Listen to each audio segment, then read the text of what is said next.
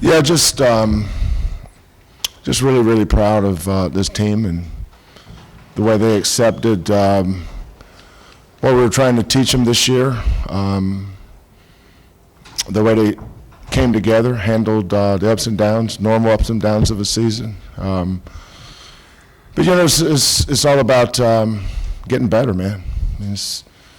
You're going to have some tough ones. Everybody in this league's had some tough losses. But you know, when you have not good, but great player leadership, that's when your team really can take off. And I've been so blessed in my career to have that.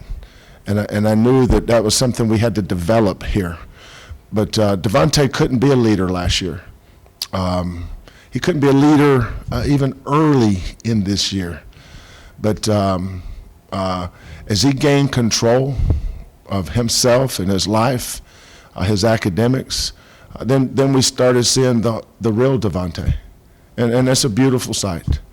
You know, if you ask me what am I most proud of tonight, it's not the 22 wins or the 12 conference thing. I mean, you know, been there, done that for a lot of years.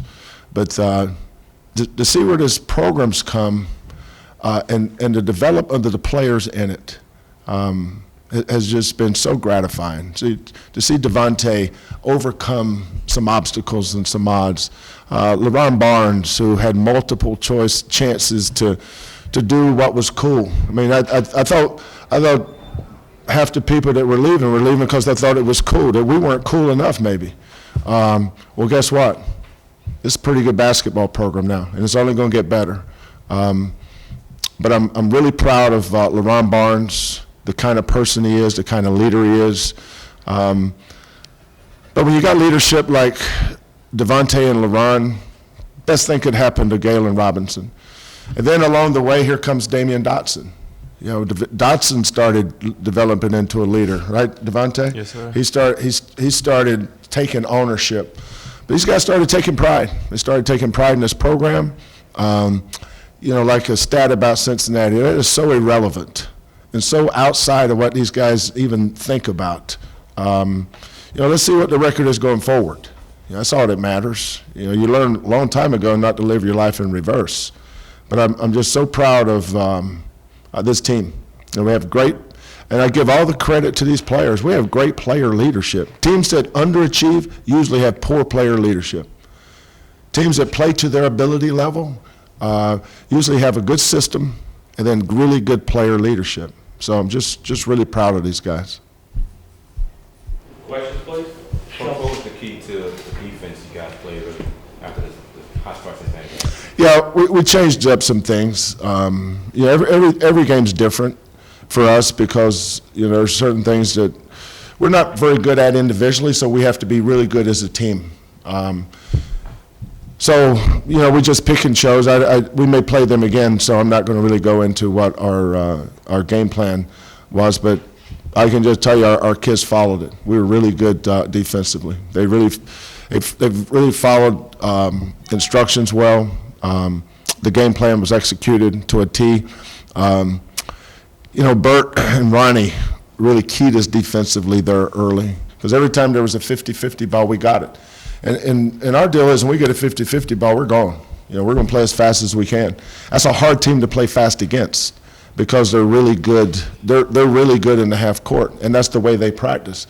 But most teams don't practice defending our speed in transition. So it came down to, you know, can we impose our will? And our will is our speed in transition versus play their game. And I thought we did a good job of defending them, and then I thought we did a good job of pushing it. And we never slowed down. There was a point there where they had caught a couple offensive rebounds, kicked it out, made some threes off some offensive rebounds, and we came right back at them. Galen came right back at them one time and got a layup. When normally in the past that would have been slowed down. Well, what kind of shot were we going to get slow? But that's the way we practice. So our culture, our system is in place. Now we have a clear understanding of how we want to win the game. Not play the game, win the game, because that's why we play. We play to win. Kelvin, you split with all four of the teams in the conference that are being mentioned for the NCAA tournament. With that kind of resume, and you've seen NCAA tournament teams from what you have coached, is this team NCAA worthy? No question. And it's not because of who we scheduled in non-conference, it's what we've done in the last 11 games. There's so much emphasis is put on how you finish your season. Well, we finished our season winning 9 out of 11. And then we had some tough losses.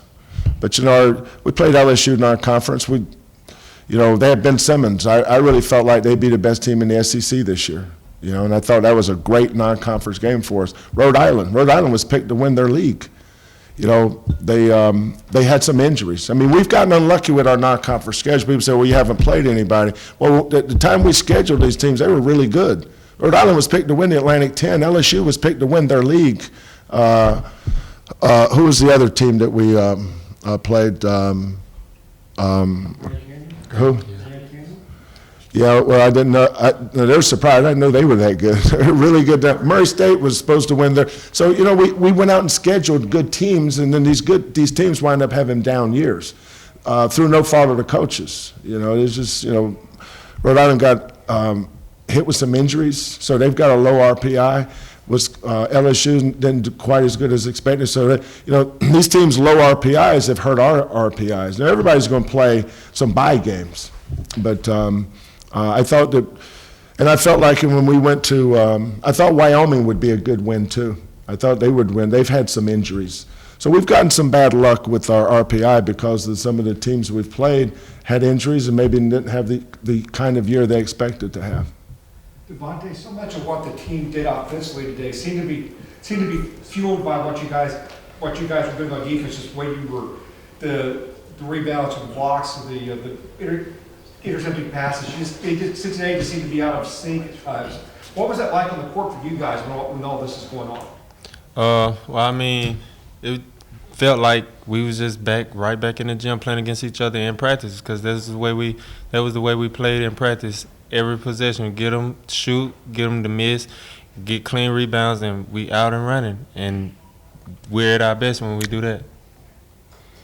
Sheldon, you had a season low of 5 turnovers, and at one point you went 25 minutes without one. Yeah. You didn't give away any opportunities. How big was? No, we pounded them. I pounded them hard since we got back from Connecticut. I almost showed them our turnovers against Cincinnati Sunday night when we got back. I didn't realize we were going to have almost a 5-hour flight, wasn't it? Yes, sir. If we got back 2 hours early, I might have took them right up to the film room, because that's what I was doing in the back of the plane. I was watching our Cincinnati game, and I just wanted to regurgitate watching our turnovers. But we're better than that. Everybody wants to, and I understand the question. I mean, I get it. You always say, well, last time you played them, we're not the same team we were. Because we had 7 new players, every 2 weeks we were going to completely change our spots. There's nothing about our team today that's remotely close. Even though we won at South Florida, we won at Temple, and we came home and beat Tulane. We were 3-0. But we weren't ready to play against a team that plays like them. Temple, we caught Temple on the right night, let's face it. It's okay to admit that. South Florida was pretty good then, maybe not later, but then they were pretty good. But we weren't. Rob was hot then. But I could tell, I've been around long enough to know that we were gonna morph into something better. We had to get solid. We had to become a team that had less holes. But look at Sunday when we won at Connecticut. We only had 10 turnovers. That's not an easy place to go in there and have almost single-digit turnovers. So our team has gotten, our discipline has been outstanding. Our ball movement has been outstanding. These guys have gone from playing with each other to playing for each other, and I think that's big. And I couldn't be more proud of them. For this team to go 22-8, 12-6, and I think we're the only team in the league to beat everybody. Because SMU only played Temple once and they lost to them. So I think we beat everybody in the league, and we were the only team to do that. Who would have thunk it? Devontae, at the end there, Coach kind of puts you in the on the spot with the microphone there. One, what's it mean to your last home game here to go out like that and maybe definitely be part of what y'all have now built from just a year ago to now? It felt good in a lot of ways, but the thing, that I just let off me, that came off my chest a lot is I'm not a big person to go out and just meet everybody that support our basketball system. So for me to take the mic and let them know that I appreciate their support and everything that they did for us, that right there, just that little thing right there meant a lot to me. Anybody else? Thank you, guys. Enjoyed working with everybody this year.